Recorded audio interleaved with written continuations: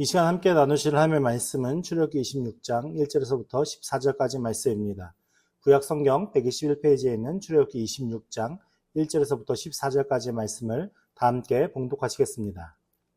너는 성막을 만들되 가늘게 꼰 배실과 청색, 자색, 홍색 실로 그룹을 정교하게 수놓은 10폭의 휘장을 만들지니 매 폭의 길이는 28규빗, 너비는 4규빗으로 각 폭에 장단을 갖게 하고 그 휘장 5폭을 서로 연결하며 다른 5폭도 서로 연결하고 그 휘장을 이을 끝폭가에 청색 고를 만들며 이어질 다른 끝폭가에도 그와 같이 하고 휘장 끝폭가에 고신계를 달며 다른 휘장 끝폭가에도 고신계를 달고 그 고들을 서로 마주보게 하고 금 갈고리 신계를 만들고 그 갈고리로 휘장을 연결하여 한 성막을 이룰지며 그 성막을 덮는 막 곧 휘장을 염소털로 만들되 11폭을 만들지며 각 폭의 길이는 30규빗, 너비는 4규빗으로 11폭의 길이를 갖게 하고 그 휘장 5폭을 서로 연결하며 또 6폭을 서로 연결하고 그 6째 폭 절반은 성막 정면에 접어들이우고 휘장을 이을 끝폭가에 고신계를 달며 다른 이을 끝폭가에도 고신계를 달고 놋 갈고리 신계를 만들고 그 갈고리로 그 고를 꿰어 연결하여 한 막이 되게 하고 그 막 곧 휘장의 나머지 반폭은 성막 뒤에 늘어뜨리고 막 곧 휘장의 길이에 남은 것은 이쪽에 1규빗 저쪽에 1규빗씩 성막 좌우 양쪽에 덮어 늘어뜨리고 붉은 물 들인 순양의 가죽으로 막의 덮개를 만들고 해달의 가죽으로 그 윗덮개를 만들지니라. 아멘.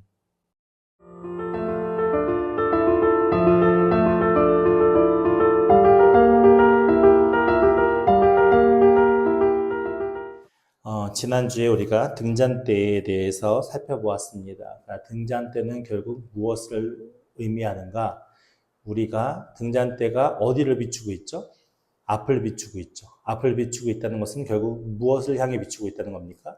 떡상을 향해 비추고 있다는 말씀입니다. 떡상이 갖는 의미는 말씀이라고 했고 그 위에 있는 진설병은 결국 말씀으로서 우리가 먹을 수 있는 떡인데 그 제사장이 먹을 수 있는 진설병, 그리고 오늘날 이 시대를 살아가는 우리가 하나님의 제사장이다라는 것을 우리가 말씀을 통해 확인해 보면서 우리가 그 진설병의 떡을 먹을 수 있는 존재들이고 그 진설병의 떡은 곧 하나님의 말씀 그리고 예수 그리스도를 예표하는 것이다 라고 설명을 드렸습니다.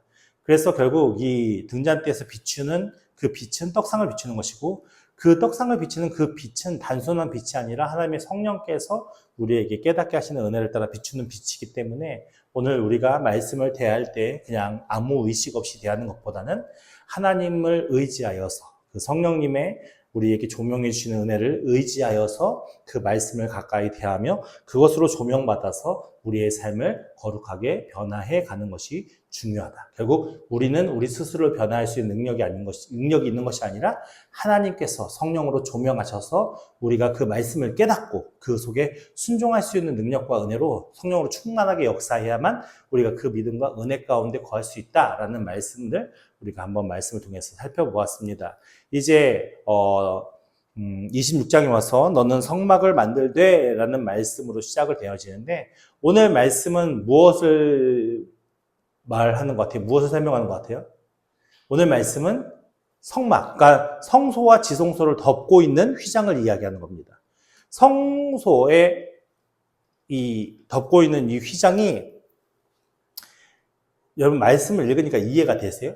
어떻게 이루어졌는지 전혀 이해가 되지 않거든요.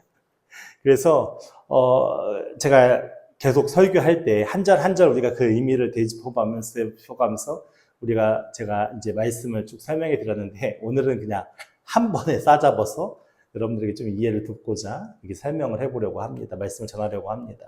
그래서 성막에 대한 휘장에 대한 부분을 우리가 사진을 하나 보면 이렇게 4개의 덮개로 되어 있습니다. 그러니까 이게 앙장이라고 한 게 휘장이에요. 그러니까 옛날 성경에는 개역개정으로 변경되기 전에는 앙장이라고 했고 개역개정으로 변경되면서 이제 휘장이라고 했거든요. 그러니까 첫 번째 휘장이 내부 앙장이고 두 번째 휘장이 여기서 나오는 외부 앙장이고 세 번째가 뭐죠? 세 번째가 순양의 가죽으로 만든 게 내부 덮개고 네 번째 뭐죠? 해달의 가죽으로 덮은 게 외부 덮개예요. 그래서 이 4장으로 이루어졌고요. 사이즈는 첫 번째 게 10폭. 그죠? 가로, 세로 한 폭씩.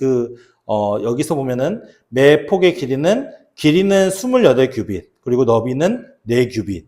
그러니까는, 한 규빗이 45cm인 걸 기준으로 생각해 보면은, 대충 계산해 보면 나오죠. 그래서, 한 장의 길이가, 한 폭의 길이가 28규빗, 4규빗. 그게 몇 개요?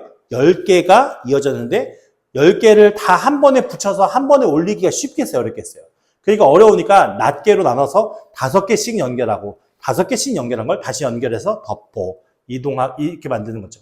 왜냐면은, 이렇게, 어떻게 보면은, 이렇게 만들게 하신 이유가 뭐냐면, 이 텐트 같은 느낌이잖아요, 성막이.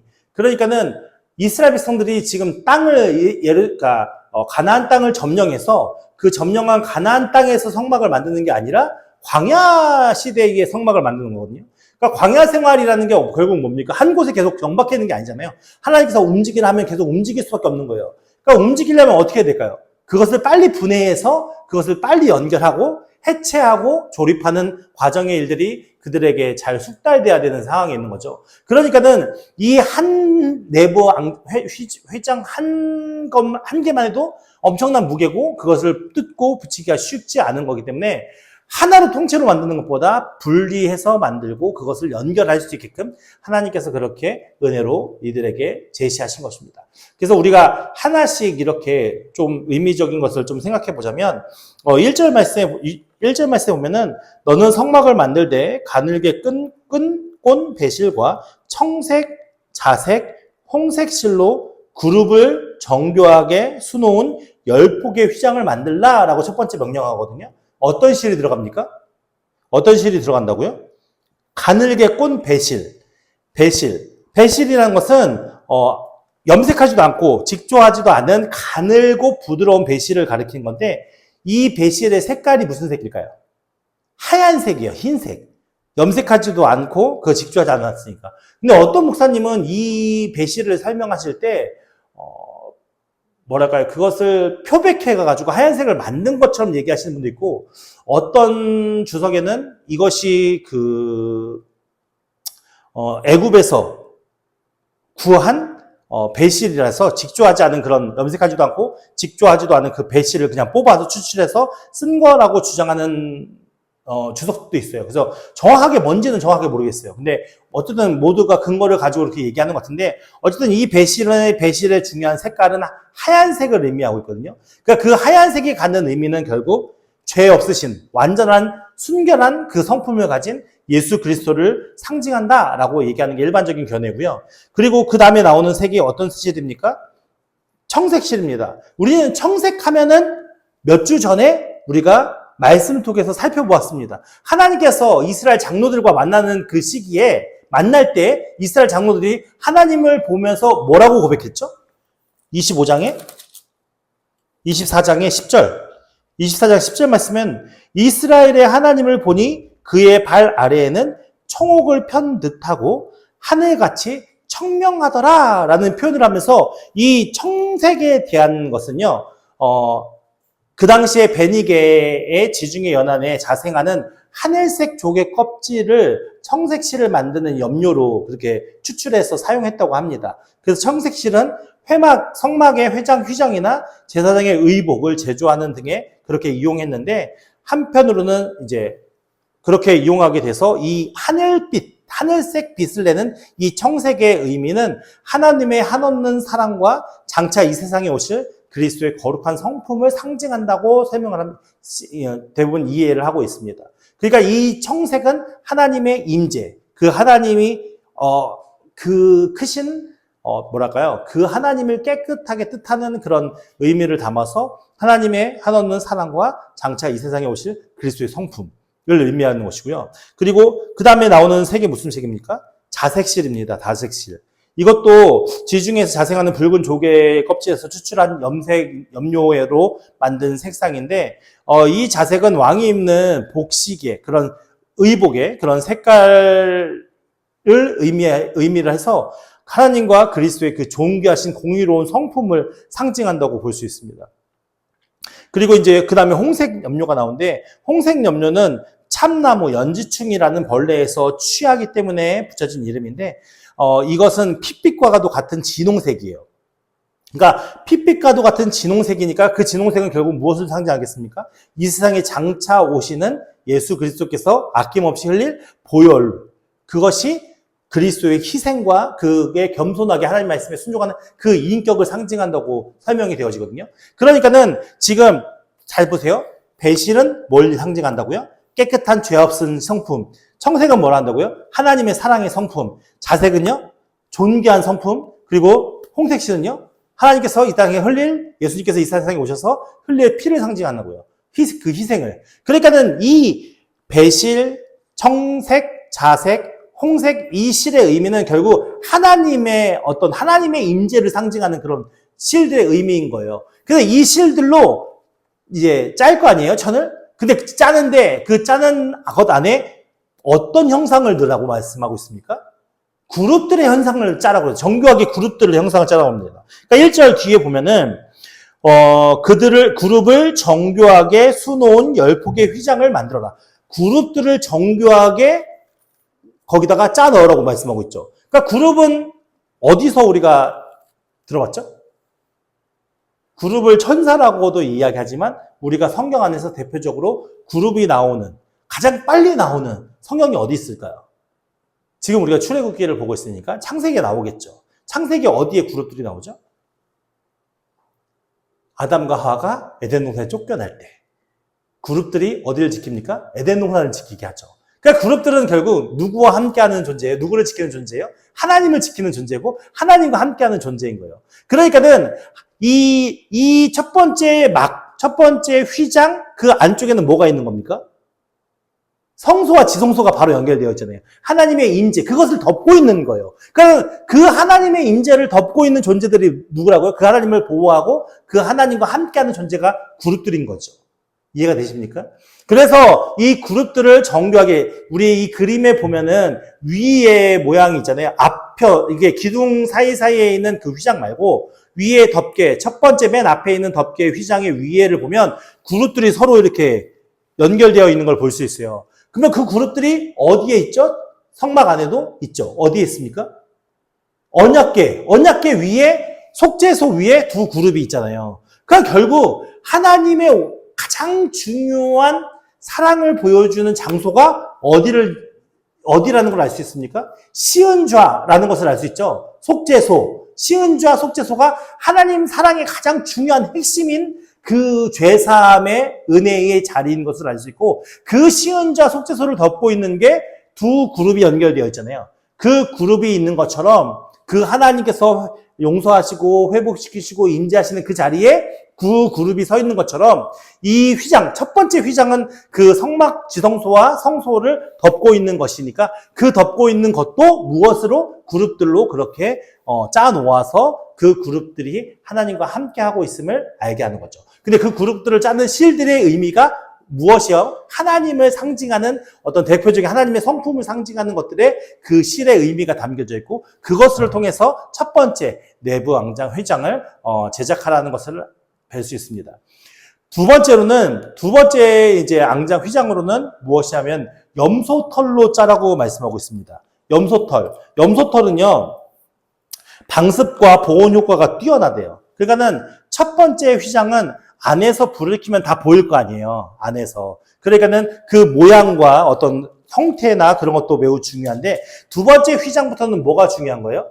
이 성막이 어디에 주로 있었다고요? 광야에 있었잖아요. 광야는 어떤 곳입니까? 낮에는 엄청난 태양이 뜨겁게 내리쬐는 곳이고 밤에는 매우 쌀쌀하고 추운 곳이 광야예요. 기온차가 엄청나게 크단 말이에요. 근데 그곳에 출입하는 레위인들이 그곳에서 잘 하나님을 섬길 수 있게끔 그 덮개가 잘 갖춰져 있어야겠죠. 그 내구성도 어느 정도 좋아야 돼요. 그래서 그 안에서 사역하는 레위인들을 잘 보호해주고 그들 가운데 이제 잘 섬기고 그 성막과 휘장이 망가지지 않게 잘 보호하는 것이 두 번째 휘장부터 시작되는 건데, 두 번째 휘장을 뭘로 하라면은 염소털로 만들라라고 얘기합니다. 그래서 이 염소털이 그렇게 보온과 방습에 좋은 효과를 나타내고 있어서 요 근래에도 오늘날에 있어서도 근동 지방의 유목인들이 그 염소털로 텐트를 만들어서 생활하기도 한다고 해요.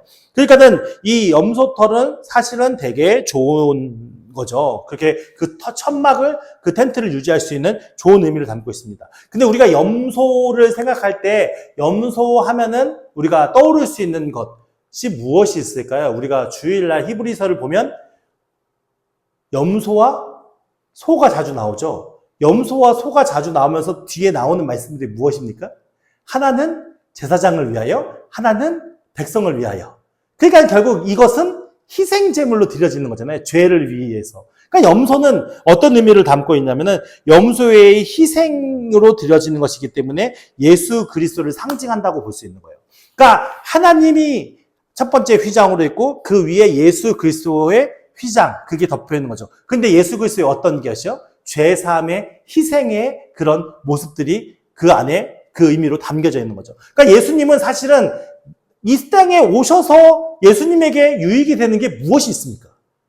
성육신 하셔서 이 세상에 오셔서 예수님 자신에게 득이 되는 게 뭐가 있었어요? 아무것도 없었어요. 그러니까 예수님은 하나님의 아들이니까 하나님이시잖아요. 그 하나님으로만 계셔도 훨씬 더 그 스스로에게 좋았을 거예요. 그럼에도 불구하고 성부 하나님의 뜻을 이루고자 자신의 모든 것, 하나님이 그 신격을 가진 신적인 존재의 모든 것을 다 내려놓고 희생하셔서 이 세상에 오셨거든요. 그래서 그 이 세상에 오신 예수님, 그러니까는 이 염소의 희생으로 말미암아 그 휘장을 덮고 보호해주는 그 의미를 담겨져 있다고 볼 수 있죠. 그리고 세 번째와, 근데 이 염소털의 휘장은요, 첫 번째 휘장보다 한 폭이 더 커요. 첫 번째 휘장은 10장으로 만들지만 두 번째 휘장은 11장으로 만들거든요. 그러니까 그것이 무엇이냐면 점점 더 크게 덮는다라는 의미를 담고 있죠. 그리고 첫 번째 휘장에는 그 폭과 폭을 연결하기 위해서 고라는 걸 만드는데 그 고를 청색으로 첫 번째 휘장을 만들고 그 고를 황색 갈고리로 연결을 해요. 근데 두 번째 휘장은 고를 만드는데 무슨 색인지 청색이라는 표현도 있는데 제가 오늘 말씀을 봤을 때는 정확하게 무슨 색인지는 알 수 없지만 고를 만들고 무엇으로 연결하죠? 놋 갈고리로 연결해요. 첫 번째는 금 갈고리로 연결하는데 두 번째 휘장은 놋 갈고리로 얘기해요. 근데 우리가 놋 갈고리, 놋으로 생각할 때 성경으로 이해할 수 있는 대표적인 사건이 무슨 사건이 있습니까? 예, 놋뱀 사건이 있잖아요. 놋뱀 사건. 그러니까 불뱀이 막 돌아다니면서 이스라엘 백성들이 죽어 나갈 때에 모세가 하나님의 뜻에 따라서 놋뱀을 만들고 놋뱀을 세우죠. 그 놋뱀을 세우면서 백성들이 놋뱀을 만집니까? 보기만 해도 불뱀으로부터 보호함을 받아요. 결국 우리가 예수 그리스도의 십자가, 그 십자가의 은혜를 믿기만 하면은 구원을 받잖아요. 그러니까 세상의 사망에 우리는 언제 죽을지 모르는 그런 위협과 어려움 가운데 살고 있음에도 불구하고 놋뱀을 세우셔서 그 놋뱀을 통해서 이스라엘 백성들을 구원하셨던 그 하나님께서 오늘 예수 그리스도의 십자가의 은혜로 말미암아 우리를 구원으로 인도해 주셨잖아요. 그러니까는 이 놋의 의미도, 그 연결된 놋의 의미도 예수 그리스도의 십자가를 상징한다고 볼 수 있겠죠. 그래서 첫 번째 앙장은 하나님, 두 번째는 예수님에 대해서 우리가 의미를 상징한다고 볼 수 있고, 세 번째하고 네 번째는 크기와 규격이 나오지 않아요. 그러니까 무엇으로 만드냐라는 것만 나오는데, 세 번째는 뭘로 만들죠? 붉은 물을 들인 순양의 가죽으로 만들어요. 붉은 물을 들인. 그러니까는 이 순양의 가죽으로 만들어진 것은 결국 무엇이겠습니까? 첫 번째 휘장을 더 강하게 보호하기 위해서 그 순양의 가죽으로 만드니까 거기에 더 습기나 물기로부터 보호할 수 있는 것이고, 근데 이 순양의 가죽을 그냥 색이 아니라 어떤 색으로 만들어요? 빨갛게 물들이게 만들어요. 그러니까 이 빨간색은 무엇을 상징하겠습니까? 예수 그리스도의 보혈의 피를 상징하는 거겠죠. 결국 예수 그리스도의 보혈의 피 흘림이 있었기 때문에 우리가 구원함을 받을 수 있는 거잖아요. 그리고 마지막으로 네 번째는 무엇을 말하냐면 해달의 가죽으로 만든다라고 얘기했어요. 근데 여기서 해달의 가죽이라는 게 정확하게 어떤 동물인지 명확하지가 않아요. 어떤 곳에서는 뭐 돌고래로 쓰였고, 어떤 곳에서는 뭐 물개로 쓰였고, 어떤 곳에서는 물소로 번역됐기 때문에 여기서 얘기하는 해달의 가족이 정확하게 어떤 동물인지는 나오진 않지만 사실은 이 동물들은 그렇게 존귀하게 쓰임받는 동물들은 아니잖아요. 그리고 생각해 보세요. 돌고래 우리가 예뻐 보이지만 사실 아주 무서운 동물이죠. 그리고 물개도 마찬가지고 어떻게 보면 그게 우리가 예뻐 보이긴 하지만 사실 저는 그게 예쁜 모습도 아니고 어떻게 보면 되게 흉한 모습의 하나일 수도 있어요. 물개라든가 물소라든가 이런 모습을 보면 우리가 되게 흉하잖아요. 그게 뭐랄까 깨끗해 민들민들하지만. 근데 이것들은 사실 그 성막을 정말 보호하기에 완벽한 거죠. 그것으로 인해서 이미 지금까지의 내부 1부 휘장, 2휘장, 3휘장을 덮어서 완벽하게 그것에서 햇빛으로부터 모든 것으로부터 보호하기에 매우 중요한. 그래서 실질적으로 이 시대에 신발을 이 해달의 가죽으로 만들어서 신고 다녔다고 해요. 신발을. 그러니까 신발로 신을 정도니까 이 가죽이 얼마나 튼튼하다는 걸 알 수 있겠죠. 우리가 일반적으로 일반 신발도 막 신으면 금방 헤어지는데, 근데 이 당시에는 해달의 가죽으로 신을 만들기도 했다고 해요. 그만큼 이 해달의 가죽이 아주 튼튼한데 사실은 그렇게 크게 볼품이 있는 건 아니었거든요. 그러니까는 어떻게 보면 이 볼품 없는 게 무엇을 덮고 있어요? 전체 휘장을 다 덮고 있는 거잖아요. 그러니까는 이것을 의미하는 바가 신이신 하나님께서 이 세상에 육신의 몸을 입고 오셨잖아요. 그러니까는 어떻게 보면 되게 볼품없는 모습으로 오셨거든요. 근데 우리가 참 이게 성경 안에 있는 예수님의 모습이 너무 많이 미화가 되어 있어서 예수님이 정말 잘생긴 영화배우로 나오잖아요. 근데 그렇게 예수님이 잘생기거나 그렇지는 않았다라는 게 성경학자들의 대부분 견해예요. 정말 볼품없는 모습이었을 것이고 예수님이 33세에 돌아가시잖아요. 근데 이제 성경의 기록은 아니지만 이제 예수님이 30대임에도 불구하고 되게 노안이었을 거라고 추정되는 글들이 있어요. 되게 나이가 많이 들어 보이는 것처럼. 그만큼 그 말은 삐쩍 마르고요. 그리고 이렇게 막 영화배우처럼 몸도 좋고 머리도 길고 얼굴 이목구비 뚜렷하면서 그런 모습이 전혀 아니었다라는 게 일반적인 성경학자들의 견해예요. 정말 볼품없는 모습으로 이 세상에 오신 그 예수님의 모습이 그렇게 이해하는 게 성경학자들의 이야기거든요. 그러니까는 예수님께서는 어떻게 보면 이 세상에서 존귀함을 받을 그 어떤 것도 없이 태어나신 분이 예수님이세요. 근데 사실은 그분은 모든 인류의 존귀와 찬양을 받아도 부족함이 없는 하나님이시잖아요. 그러니까는 그 하나님께서 우리들을 위해서 이 세상에 육신의 몸을 입고 오신 것처럼 이 성막에서 가장 바깥에 싸고 있는 이 휘장이 사실은 어떻게 보면 외적으로는 되게 볼품없는 그런 거지만 정말 우리에게는 꼭 필요한 것 중에 하나인 거죠. 그리고 성막 안에서도 이것이 완벽하게 덮여 있어야 그 성막이 그 외부의 어떤 열악한 모든 것들로부터 보호함을 받을 수 있는 것이죠. 그런 것처럼 이 성막을 덮고 있는 휘장들은 각각에 갖는 영적인 의미들이 있어요. 그러니까 결국 이 모든 것들이 하나님과 예수 그리스도를 예표하는 덮개로 상징되어져서 쓰여진 건데 사실 이 당시에 이스라엘 백성들은 잘 모르잖아요. 그러니까 오늘날 우리가 이 말씀을 대하면서 느끼고 깨달을 수 있는 바가 무엇이겠습니까? 우리가 이 하나님의 지성소를 향해 걸어 나가야 되는 것인데 그 지성소를 향해 들어가기 위해서는 예수 그리스도의 성육신을 뚫고 예수 그의 십자가 보혈에 흘리신 그 피를 뚫고 그리고 그 예수 그리스도께서 이 세상에 희생하신 그 모든 걸 뚫고 하나님을 만나서 그곳에 들어가야 지성소를 들어갈 수 있는 거예요. 위에서 본다면.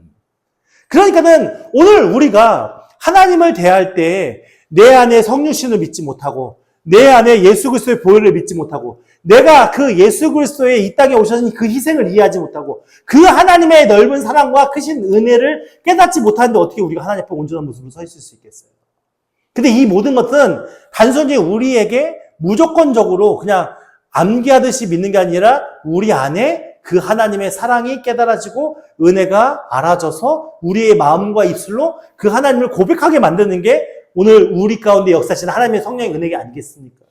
그 은혜 속에서 우리가 절대로 잊어버리면 안 되는 것이 무엇이냐면 그 예수 그리스도 성육신, 보혈의 피 흘리신 의미, 그리고 그 예수 그리스도께서 모든 것을 희생하시는 그 희생의 과정들, 그리고 그 모든 것을 계획하신 아버지 하나님의 그 사랑. 오늘 우리 가운데 이것이 우리의 믿음의 감싸고 있는 가장 중요한 하나님의 영적인 의미가 우리를 덮고 있지 않는다면 우리는 어떤 믿음을 살 수 있을까요? 다른 믿음 안에서 절대 거할 수 없는 겁니다.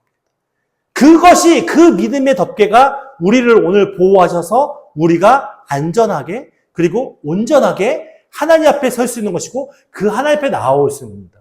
근데 우리는 자꾸만 우리를 덮고 있는 이 본질적인 가장 중요한 의미를 담고 있는 이 의미를 외면한 채, 그걸 배제한 채. 제가 배제라는 표현을 써서 죄송한데요. 마땅한 표현이 떠오르지 않아요. 제 나름대로는 좀 마땅한 표현이 떠오르지 않아서 그래요. 우리가 사실은 그것을 배제하지 않는 것처럼 그 안에 있는 것처럼 생각할 때가 많이 있지만 사실은 우리의 삶 속에 그 모든 것을 잊어버린 채 우리가 인간적인 지금 우리가 살아가는 삶의 사고를 가지고 판단하고 행동하는 것이 얼마나 많은 줄 아세요?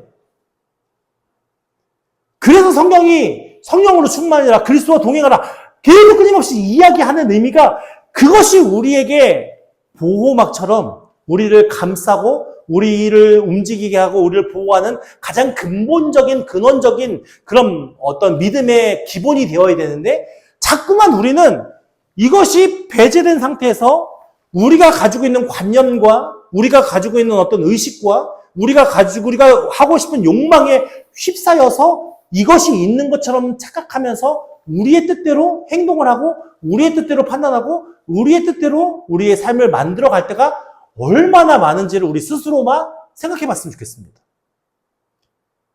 우리에게 가장 중요한 것, 성육신하신 예수님, 그분이 흘리신 보혈의 피, 그 예수 그리스도께서 모든 걸 다 버리시고 모든 걸 희생하셔서 이 땅 가운데 우리에게 오신 것, 그리고 그 모든 걸 계획하시고 그 모든 뜻을 이루신 하나님, 이것이 우리 안에 놓쳐지고 잊어버려지고 우리 안에 잠시라도 떠나 있다면 우리는 하나님 앞에 온전한 믿음과 마음으로 서 있기 어려울 것입니다.